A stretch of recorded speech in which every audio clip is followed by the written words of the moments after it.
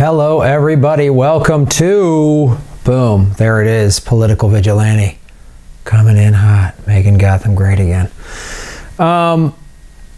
Folks, the Progressive Comedy Tour is coming to Florida. We are less than a month of ways. January 9th, Gainesville, January 10th, Coral Gables, 11th, Orlando, 12th, Jacksonville. Get your tickets now, GrahamElwood.com.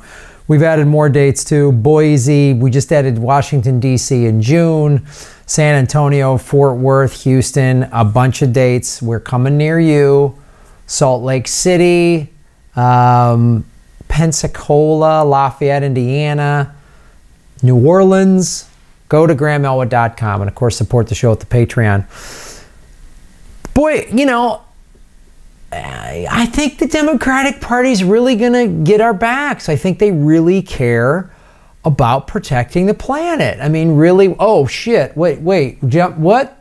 Democrats just blocked Alexandria Ocasio-Cortez push for a Green New Deal committee. They blocked it.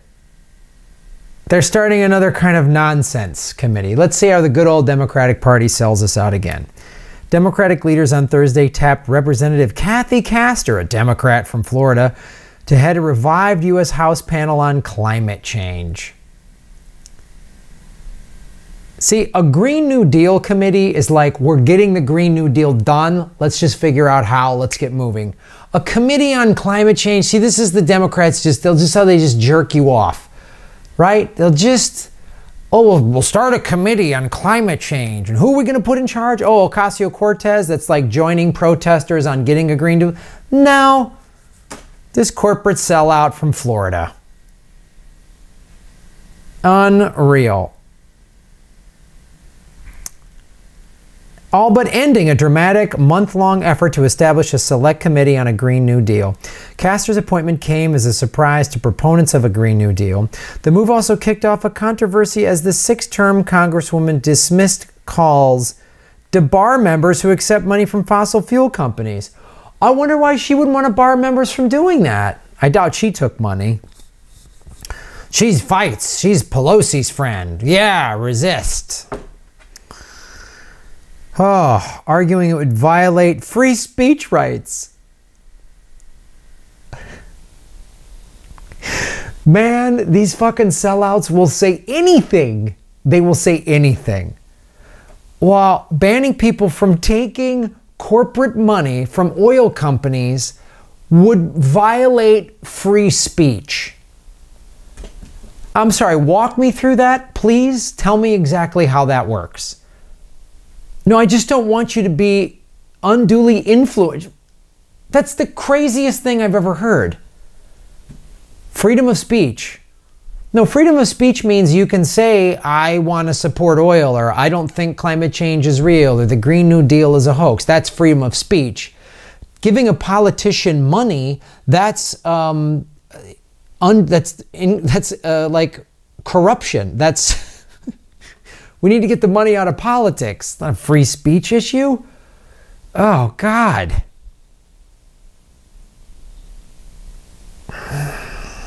So, I can't even. I don't think you can do that under the First Amendment, really. She's not quite sure. Good thing she's in Congress. The reasoning echoed arguments ExxonMobil Corp made in court as recently as this year to defend its funding of right-wing think tanks that deliberately produce misinformation about climate science and stymie government action on global warming. That even makes more sense. A filthy, gutless corporation that just wants to poison the earth and doesn't care if their own grandchildren are choking to death in a post-apocalyptic nightmare. Guess what, ExxonMobil? Your grandkids will inherit a horrifying earth. Thank you. I can even see that logic. They're saying, well, we have a First Amendment right to say whatever we want. And if we want to say that, you know, climate change isn't real, we get to say that. That I can, okay, I can get that. But even this, you know, you're funding a right-wing think tank. I mean, what she said makes no sense. You're a politician, you can't, that's corruption. Gee, I wonder if she's taking any money. Well, I like going to our good friends OpenSecrets.org. Health professionals. This is 2017 and 2018. She's taken 120 grand almost. Total. 13 from individuals, 106 grand from PACs. Miscellaneous issues. Well, that could be anything. I'm sure it's like organic farming, and helping the poor, right? 53 grand total.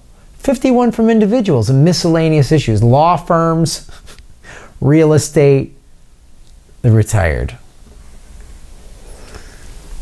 In the article, they said she's taken something like 50, 60 grand over the last like 10 years or so in her career. Read the whole article. It's in the show notes. In a stunning upset, essentially returning Democrats to the original plan leaders laid out before the protests began in November. No change. No, this is the Democratic Party can suck it. God, they're awful. The announcement comes as a loss for Alexandria Ocasio-Cortez. Her meteoric rise and devoted base made it seem as though she was poised to win the burgeoning cadre of leftist Democrats, a beachhead in a select committee that, even with limited capacity, would have demonstrated tangible power in Washington. So it is kind of, it's absolutely defeat, and it shows you what, Pelosi, what they're going to do. They don't want a Green New Deal because that's what corporate Democrats do. That's what they do. They take money from the big oil, and then they crush something like this. It's unreal. See what happens when you're progressive? When you're progressive like Ocasio-Cortez, she takes crap from the right, Fox News, calling her a godless socialist or whatever, and then the so-called, this isn't the left. When you're an actual out there on the left, you take money from the far right and the center right. The far right being the Republicans and Fox News, and the center right being the Democratic Party. That's it. They just proved it. They just proved it. There is some upside to it, though. Is that, and I said this too, I'm glad she got the term Green New Deal is out there in the mainstream. It's not just this thing that only people that know what the Green Party is are talking about. And it also shows you how awful the Democratic Party is. The movement gained stunning support in just a few weeks. A poll released Monday found 81% of registered voters supported the policies outlined under the Green New Deal resolution. We get a real progressive running in 2020, and pushing this, you'll get red staters, because this is like jobs. You'll get red staters, man. You'll get them. The Democratic Party doesn't have the guts to do it, but including 64% of Republicans and 57% of self-described conservative Republicans. That's insane. That's staggering. 64%, 57% of self-described conservative Republicans are down with a Green New Deal. That's staggering to me. What did I just say? You can win an election with 57% of red staters. You can win an election that way. You could take states under the ridiculous electoral college system that doesn't seem to be changed anytime soon. So that's the rules. That's how we got to play electoral college. That means you could win states like Texas and easily win Florida. You could win the South. That's insane. I mean, you could have like an electoral sweep. The restoration of the Select Committee on Climate Change puts an end to a month-long effort to replace it with a panel focused specifically on crafting a Green New Deal. See, we'll just be lost in this climate change committee, and they'll get some Mickey Mouse law passed to protect some like emissions or something, which is like, it's not that, and Pelosi will go, it's a step forward, a bipartisan, man, we don't have time, dude. We don't have time. We don't have time. That's why Ocasio-Cortez is so pushy. She's young. She's like, we're 28. It's going to affect, and let me tell you something, if you're under the age of 40, climate change is going to affect you harder than anyone else. Okay? In 2040, when the coasts are going to be flooded, I'll be close to 70. I'm in my late 40s, man. I'll be close to 70 years old. So I don't know what like the last 10, 15, 20 years of my life are just going to watch America flood and eat each other because Pelosi couldn't, Pelosi was battle tested and Bernie was too out there. And he said, wait your turn to someone that was interrupting him in a debate. So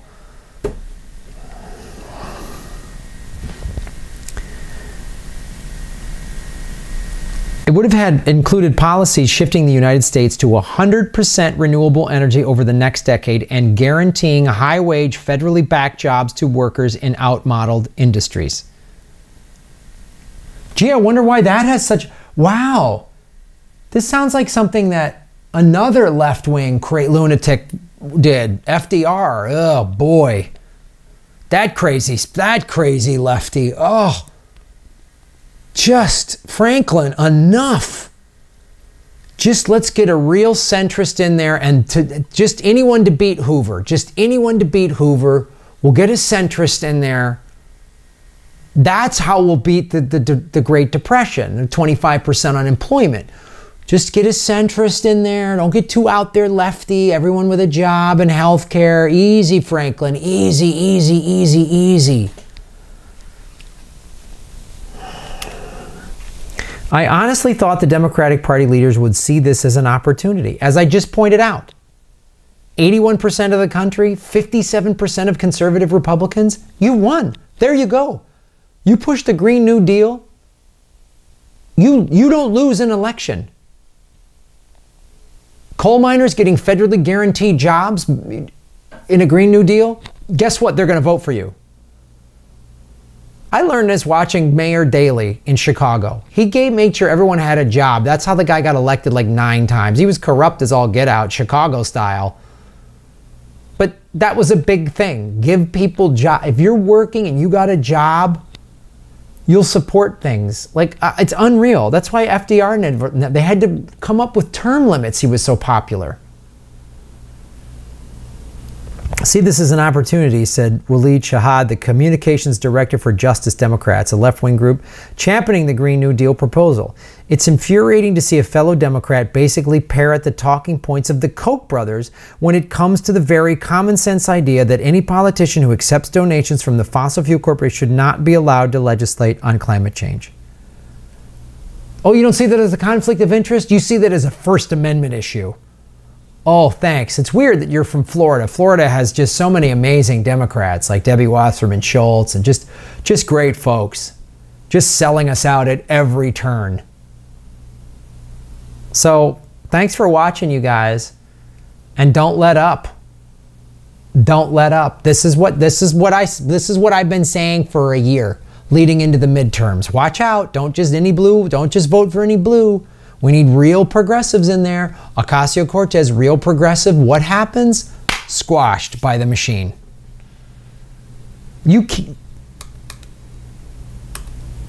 Where are the numbers? Where are they? Wait. There. There it is again. 81% of registered voters. That's everybody. Registered voters, that's everybody. 57% of conservative Republicans. 81% of registered voters. That means you don't lose. You don't lose with these kind of numbers. This isn't 43%. It's not like, well, 36%. You win. You win. You win. You win. You never lose.